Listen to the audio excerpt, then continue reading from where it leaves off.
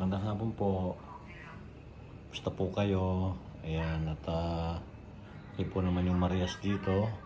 Mukhang may kausap po si Mylene na yun. Tanungin nga natin. Ay, yung dalawa, puro na kasilpon. Ayan, kausap po niya yung pamilya ni Mylene.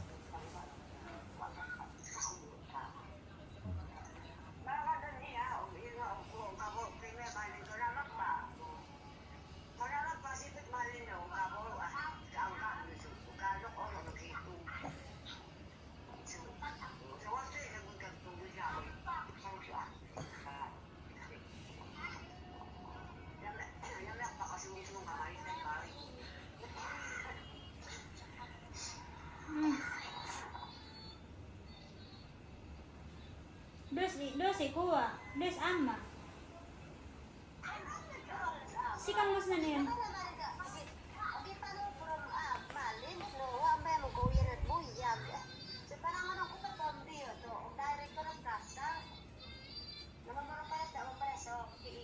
Nang manggol. Kiki. Sis malita no malopot.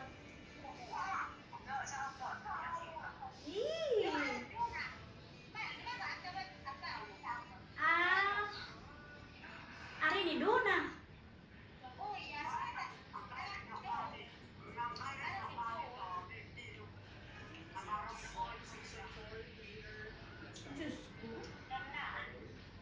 Tara, tara. Araw kayo sa ate. Si Anjet, ha?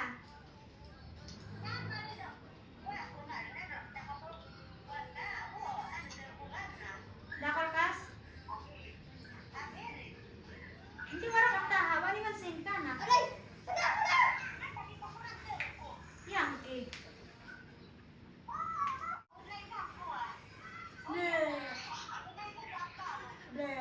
Si Apa, gulay ng kuha. Sana kausap mo yung pamilya mo. Opo, nag-aalala po sila. Bakit? Yung sa mga balita-balita po na sa gira. Ah, Ako ang okay lang daw po. Okay lang po dito, wala nang nag-aalala sila. Pa? Nag-aalala doon sa gira. Opo. Malayo naman dito yun ah. Kaya tinanong po kung sa lola ko. Okay lang po. Ay, ano sabi mo? Okay lang po. Ayan, at nakausap nga ni Mylene yung nag-aalala pala sa gira yung mama niya. Kamusta naman pala yung papa mo? Okay na? Okay naman daw po. Pag ano lang po na naiinitan ng masyado. Oo, hindi kailangan medyo huwag masyado pagka mainit na pahinga. Kasi tatrabaho mainit eh. Hindi po sabi po ni Papa ko gusto na niya magpahinga muna. Hindi mo na magtrabaho ng isang araw. Kasi yung tinrabahuan kasi nila, strict daw. So, hindi po makakapag-absent.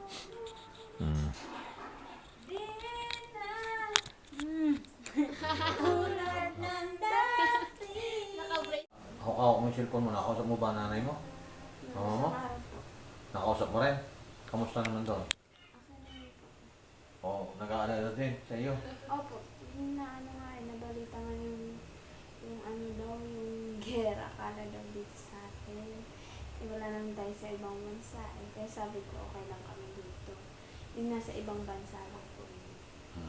Okay naman dito, wala namang Kasi problema. nag-aalala din po sila. Ikaw niya, nag-aalala ka din? Saan? Sa gira? Sana man na yan, nawala na yung gera. Sana wala na kang gira. Opo, sana po matigil na po. Para po hindi na po magulo. Para wala na po problema ng mga taong na yung mga Pilipino din po na doon kasi dito sila makalabas din sa dito makauwi dahil din sa sarado nga yung ano nga tayo. Ay, iba yun yung, hindi naman, iba naman yun, yun yung mga daanan ng barko. Para nakuha ng langis, para maging mura yung langis. Ngayon dito, ang mahal ng langis dito sa atin. Ang gasolina. dinadaanan. Marami pa rin sa yung mga airport, yung iba, kasi nga may ano nga ngayon, dahil nga magulo doon sa Middle East. Tita ko po yung sinabi ko po sa'yo, tatay. Nasaan siya? Yung tita ko nasa Saudi. Ah. Sabi daw po, hindi daw po siya makakauwi. Pag tumawag sa inyo? Opo. Yung pinakita ko po sa yung tita ko po yung mga focus. Kaya nag-aalala rin po yung mga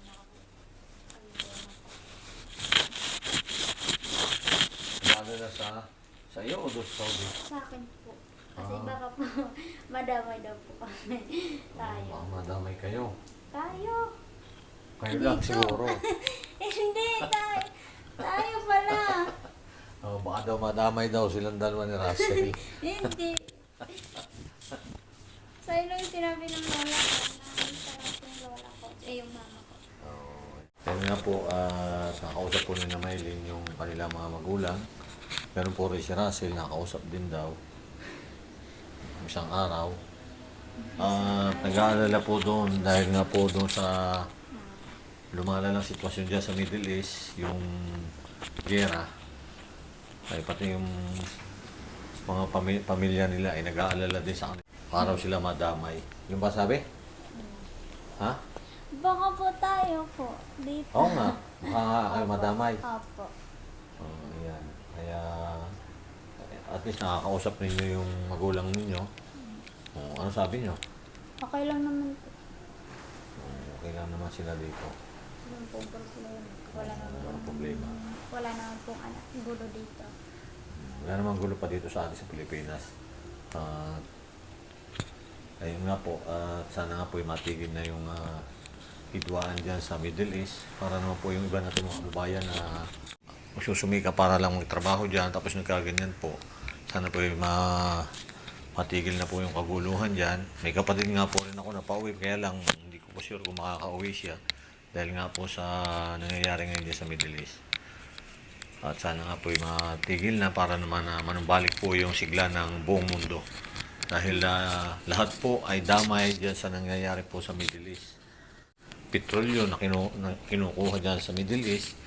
Kaya naman po ngayon ang presyo dito sa atin ay sobrang taas ng mga gasolina, mga petrolyo po, lahat po. Ayan. Kaya po naman ay sana po yung matigil na yung kaguluhan dyan. Yun lang po yung dasal po natin para maging maayos na po ulit at manumbalik na yung sigla ng mundo.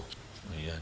Po, sana po matigil na po yung para wala na po tayong iintindihin din po, tsaka para din po di na rin po tayo maghihirap dito kasi po yung nga po natin dito langis dito sa Pilipinas ay nagmamahal na nagmamahal. Kasi lahat kinukuha sa lugar na yun.